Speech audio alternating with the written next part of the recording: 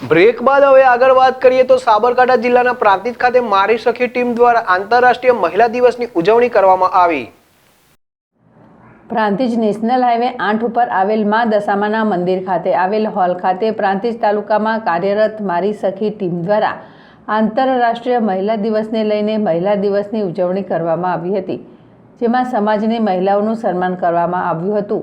તો ક્વિઝ, સંગીત ખુરશી, લોકગીત સ્પર્ધાનું આયોજન કરવામાં આવ્યું હતું।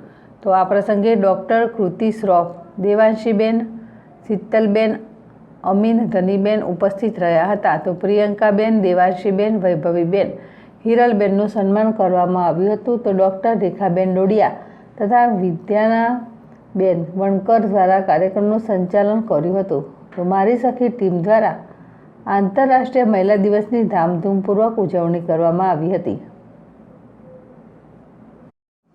જીલ રાવલ, ZSTV, પ્રાંતિજ।